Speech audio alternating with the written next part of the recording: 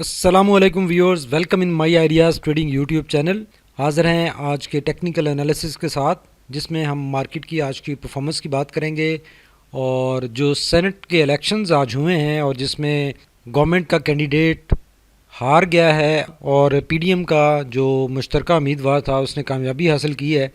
उसके हवाले से मीडिया के ऊपर जो आपको एक शोर शराबा नज़र आ रहा है और जो एक सिचुएशन क्रिएट की जा रही है वो नज़र आ रही है, उसके हवाले से भी बात करेंगे कि इसका ओवरऑल इम्पैक्ट क्या आ सकता है। तो सबसे पहले बात करते हैं मार्केट की आज की परफॉर्मेंस की। अगर 15 मिनट कैंडल चार्ट को एनालाइज करें तो कल हमने बात की थी कि मार्केट के लिए जो ये एक रेजिस्टेंस लेवल है 46,300 का लेवल, इस लेवल को क्रॉस करना मार्केट के लिए ज़रूरी है। और आज मार्केट ने ओवरऑल एक पॉजिटिविटी में परफॉर्म किया और कुछ ज़्यादा एग्रेसिव मूवमेंट हमें नज़र नहीं आई, लेकिन मार्केट बुलिश रही, पॉजिटिव मोमेंटम में रही और ओवरऑल स्क्रिप्ट्स भी अच्छा परफॉर्म करते हुए नज़र आए। लेकिन स्टिल मार्केट ने अपने इस रेजिस्टेंस लेवल को ब्रेक नहीं किया और मार्केट की जो एक इस नेगेटिव ट्रेंड में एंट्री हुई थी और उससे एक वापसी का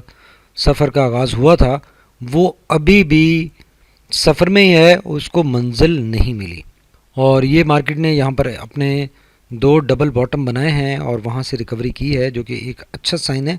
लेकिन जब तक मार्केट अपना ये प्रीवियस जो टॉप था उसको ब्रेक नहीं कर लेती और इससे ऊपर मूव नहीं कर जाती, तो मार्केट में एक प्रेशर रहेगा, एक ख़दशा रहेगा कि मार्केट दोबारा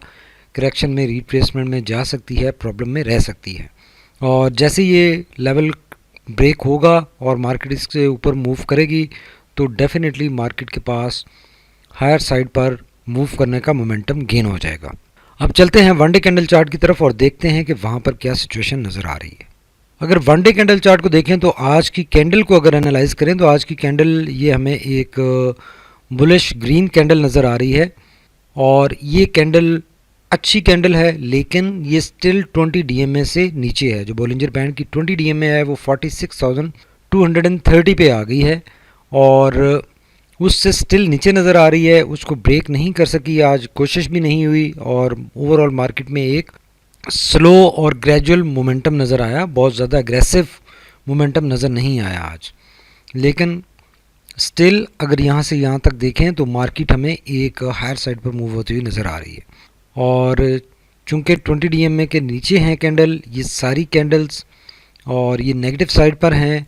और इनमें नेगेटिव ट्रेंड में ही मार्केट नज़र आ रही है। जैसे ये लेवल ब्रेक होगा तो मार्केट में एक मोमेंटम गेन होगा और मार्केट हायर साइड पर मूव करने के लिए बिल्कुल रेडी हो जाएगी और मूव करती हुई हमें नज़र आएगी। अब एक क्विक नज़र डाल लेते हैं आरएसआई और मैकडी पर कि वहाँ पर क्या सिचुएशन नज़र आ रही है। अगर आरएसआई को देखें तो आरएसआई ने आज एक ब्रेकआउट बनाने की कोशिश की है और इस लेवल से एक ब्रेकआउट दे दिया है और लग ऐसे रहा है कि आरएसआई अब मार्केट की हायर साइड पर मूवमेंट की कंफर्मेशन देता हुआ नज़र आ रहा है और यहाँ से एक मोमेंटम गेन होता हुआ बनता हुआ दिखाई दे रहा है। अब अच्छा बाइंग एरिया है 50 से लेकर 60 का और काफ़ी मार्केट रूम भी क्रिएट कर चुकी है। अगर ये रैली कंटिन्यू रहती है तो काफ़ी चांसेस हैं कि ये हायर साइड पर मूव कर सकती है, एक रैली बना सकती है। अगर मैकडी की बात करें तो McD blue line red line के नीचे है और स्टिल रिकवरी की क्वेश्चन जारी है और ब्लू लाइन काफ़ी करीब आ चुकी है रेड लाइन के, हिस्टोग्राम भी काफ़ी छोटे हो चुके हैं और ये ऑलमोस्ट रिकवरी के करीब है और ऑलमोस्ट ट्रेंड रिवर्सल होने वाला है और जो मैकडी इंडिकेट कर रहा है शॉर्टली आने वाले सेशन में ये बहुत लाइकली है कि ये यहाँ से सिचुएशन बन सकती है और रिकवरी हो सकती है। कोई ज़्यादा एफर्ट यहाँ पर रिक्वायर्ड नहीं है बुल्स को और आसानी से मार्केट में ट्रेंड रिवर्सल हो सकता है। तो इंडिकेटर्स तो सारे यही बता रहे हैं कि एक market close to trend reversal है और जो यहाँ से एक डबल टॉप बनाने के बाद करेक्शन ली थी उस रिट्रेसमेंट का, करेक्शन का यहाँ पर एंड हुआ और फाइनली रिकवरी स्टार्ट हो गई है। और अब जैसे 20 डीएम में ब्रेक होगी तो मार्केट यकीनन इस एरिया में अपने सफ़र का आगाज़ जारी रखेगी और जो नेक्स्ट टारगेट मार्केट का है वो 47,300 का लेवल ब्रेक करना है और जैसे ये लेवल ब्रेक होगा तो मार्केट अपने नए टॉप, नए हाई बनाने की तरफ चल पड़ेगी। अलबत्ता अगर सेनेट के इलेक्शंस के हवाले से बात करें तो डेफिनेटली जो सिटिंग गवर्नमेंट ने एक इम्पॉर्टेंट सीट के ऊपर शिकस्त खाई है और उसका जो एक आउटकम है, जो फॉल बैक है, वो डेफिनेटली कल मार्केट के ऊपर हमें नज़र आ सकता है। प्रेशर में कल मार्केट रह सकती है और बिकॉज ओवरऑल अगर देखा जाए तो सेंटिमेंट में एक डेंट पड़ा है कि जो गवर्नमेंट की पॉलिसीज़ थी, जो गवर्नमेंट एक क्लेम्स के साथ चल रही थी और बहुत सारी चीज़ें बेहतरी की तरफ स्टार्ट हुई थी, तो अगर उनमें एक डेंट पड़ता है, गवर्नमेंट की वीकनेस नज़र आती है, गवर्नमेंट वीक स्टेप्स के ऊपर जाती है, तो आने वाले दिनों में गवर्नमेंट के लिए काफ़ी प्रॉब्लम्स हो सकते हैं और उन चीज़ों को प्रीएम्प्ट करते हुए मार्केट एक प्रेशर ले सकती है। प्लस जो मार्केट में ऑपरेटर है, जो मार्केट का मेन प्लेयर है, जो लोग प्ले करते हैं मार्केट में, उनके लिए इस तरह के मौके एक अपॉर्चुनिटी होते हैं और वो इन मौक़ों को, इस सेंटीमेंट को एक्सप्लॉइट करते हैं अपने एडवांटेज में। और जो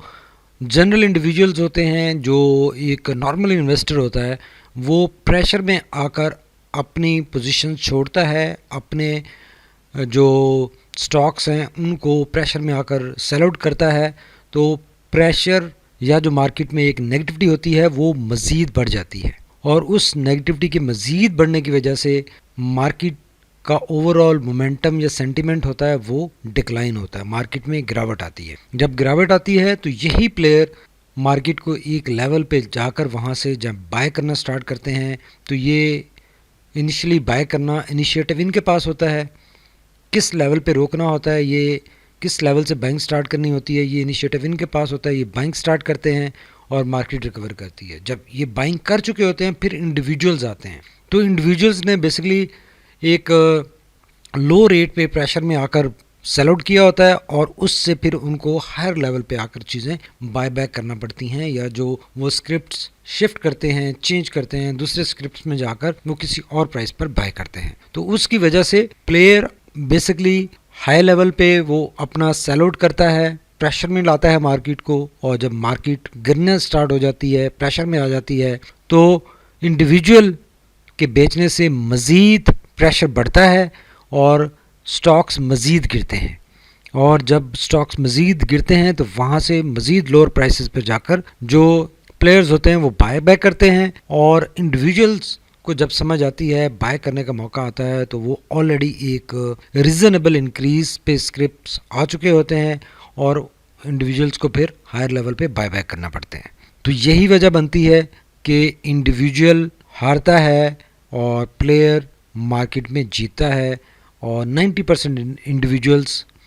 फेल करते हैं इसी वजह से कि वो सही टाइम पर एंट्री और एग्ज़िट नहीं कर पाते। तो आई होप कि आप लोग नॉर्मल तरीके से इस मार्केट में इस न्यूज़ को लेंगे, बिकॉज़ ये न्यूज़ ऐसी है कि ये मेरे ख़्याल में तो ये न्यूज़ आज आने के साथ ही ये डिफ्यूज़ भी हो गई है, because it is now reality कि वो हार चुका है, वो जीत चुका है। लेकिन जो गवर्नमेंट है वो भी एक रियलिटी है और जो पोजीशन है वो भी एक रियलिटी है। तो ये मार्केट एक दो दिन प्रेशर में रह सकती है इस एक्टिविटी की वजह से, और वो प्रेशर में हमारी वजह से ही होगी। अगर हम सेलिंग स्टार्ट करेंगे, प्रेशर में आएंगे, पैनिक में आएंगे,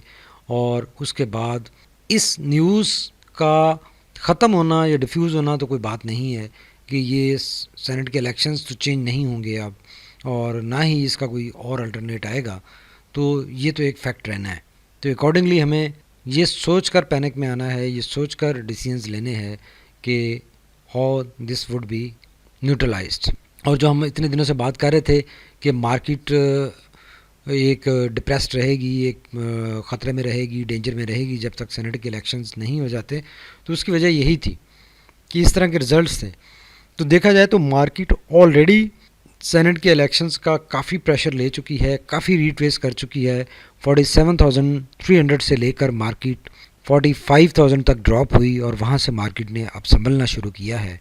तो ये हम उम्मीद करते हैं कि मार्केट संभली रहे और हायर साइड पर मूव करती रहे, और अकॉर्डिंगली आप अपने ट्रेड्स प्लान करते रहें।